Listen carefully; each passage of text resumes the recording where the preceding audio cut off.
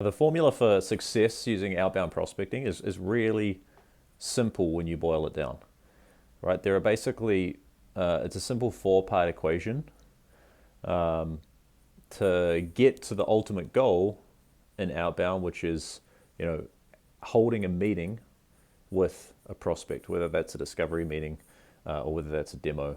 However your sales process is designed, what you want to do is get into a meeting with that prospect. And so the four parts of that equation are really simple. It's how many activities are reps executing, right? So that's the brunt force activities, right? The calls they're making, the emails they're sending, the LinkedIn touches, the video messages, whatever it is. How many activities are they executing? The second part of the equation is what is the connect rate of those activities? So how many of those activities actually lead to a two-way communication, right? So that's like a conversation on the phone with a target prospect. That's an email reply. That's a LinkedIn message reply, right? The third thing is what is the conversion rate on those connects? Okay, so how many of those connects actually result in a meeting being scheduled? So that's the conversion rate piece. And then the final component is basically the show rate off of those, right? You multiply all of those things together and you get the number of meetings that are actually held by your sales team with prospects at the end of that process. And so by mapping that out and understanding what your metrics are at each of those four stages, you can get a really clear picture of the efficiency of your outbound sales engine and where the opportunities exist for you to be able to optimize certain things, right? Whether that's optimizing for activity, whether that's optimizing for connect rate, whether that's optimizing for conversion rate, whether that's optimizing for show rate. Okay. When most organizations look at this equation, what they're looking at is how many meetings are we having? And for most organizations, that number isn't enough, right? It's not high enough. So the CAC or the customer acquisition cost associated with outbound is too high based on the number of meetings that they're generating. And so what most organizations do is they look to pull the lever on two things. The first thing they look to do is pull the activity lever, right? So let's get our reps to do more activity. Let's send more emails. Let's make more dials, right? Or if they have an engine that's somewhat tuned in, but they need more volume in terms of meetings, they go, let's just throw more headcount at it and see if we can figure this out. Let's just throw more into the top of the funnel so that we can do more of all of those things and generate more meetings. And then the second thing that they focus on is the conversion rate piece. And so that's where you get things like changes in messaging, changes in how you handle responses to objections. That's coaching the reps internally, right? It's trying to improve the conversion rate metric.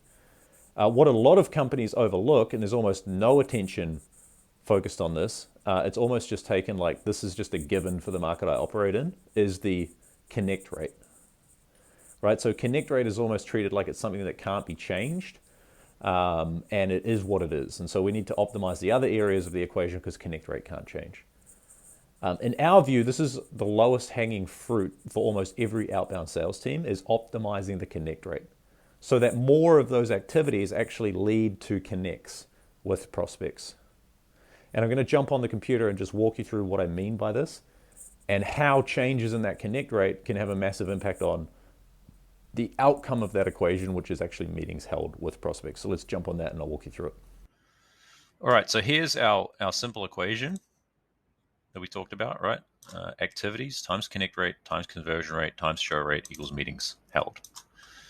And here are kind of like some stats based on some data that we've got from the Bridge Group and some sales science market research that we've done as well, right? So according to the Bridge Group, average activities per day for reps in 2021 was 104. So if we times that 104 activities by the 20 working days, we get about 2,080 activities per month. Connect rate off those activities was 4.2%. The conversion rate off those activities is about 7%. And the show rate's about 70%, which means about 4.2 meetings held. Okay, so that's not a pretty picture, but one that will probably be pretty familiar to a lot of revenue leaders that are watching this. So as we talked about before, what are the two areas that most people focus on? Is this activities function, this activities metric here, and this conversion metric here.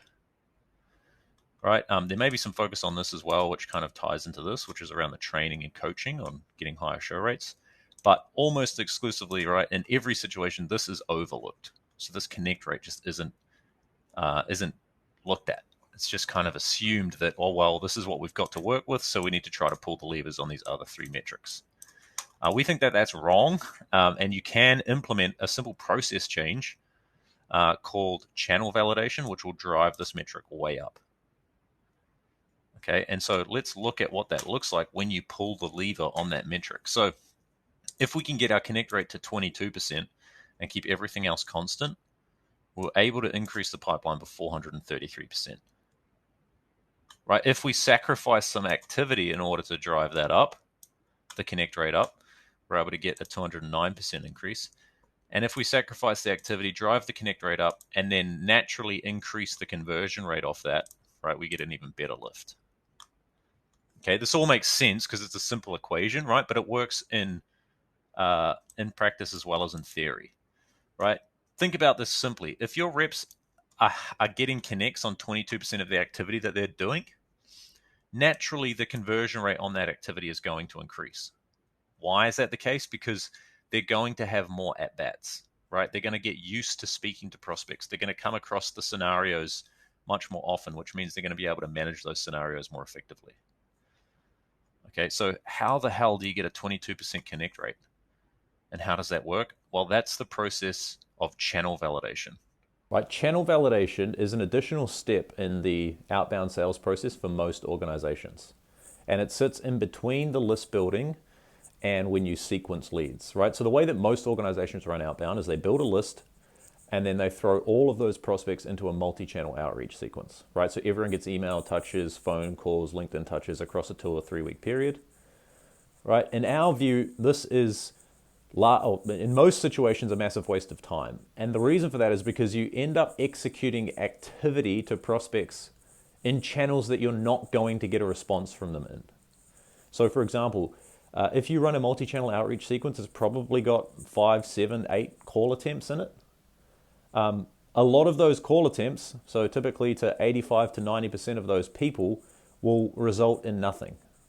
So 85 to 90% of your market will never take a cold call from you, no matter how many times you call them. And yet, these multi-channel outreach sequences still dictate that reps have to make 5 to 8 call attempts to these people. So that's a massive waste of time and energy that reps are executing through that activity section of the equation. That's not going to result in any pipeline. So what channel validation seeks to do is it seeks to answer 2 questions for each prospect. Can I get this person on a cold call? And is this person active on LinkedIn? Once we have the answers to those 2 questions for each prospect, we're able to design much better sequences that are more efficient, that are going to lead to more conversations with prospects with less effort. Okay, so does this person take cold calls and are they active on LinkedIn? Now, once I have that information, I can design sequences that are more specific to each prospect. So let's have a look at what those might look like. Right, once I've figured out if someone takes cold calls, right, I'm just going to call them. So I'm going to design my sequence this way. I'm going to have 5 call attempts first, the first 4 with no voicemails. I'm going to leave a voicemail on the 5th if I don't get them, and then I'm going to send 2 emails to the person. Right? Why am I going to make 4 call attempts across 4 days with no voicemail? Because I know there's a 85% chance that I'm going to get this person on the phone within 5 call attempts. And so I don't want to kind of risk them misunderstanding context or screening me out or not picking up the call in the future. So I'm just going to call them until I get them on the phone, and then I'm going to be able to get into that 2-way exchange. We know based on the data that if you can get someone on the phone, that conversation is going to convert at a higher rate than any other 2-way exchange, right? It's going to convert at a higher rate than an email reply. It's going to convert at a higher rate than a LinkedIn reply, right? And the reason for that is because you can handle objections on the fly. You can make sure context is understood, all of that good stuff. So this is the sequence structure for someone that we know picks up the phone. If the person doesn't pick up the phone but they're active on LinkedIn, then I'm going to do a LinkedIn heavy sequence. Right? Again, the reason I'm going to do this is because if they're active on LinkedIn, I don't want to risk an unsubscribe by sending them emails. I want to use LinkedIn's rich communication options, voice messages, video messages, engaging in the content that they produce in order to give myself the best chance to get into a two-way exchange with this person and get them into the next steps.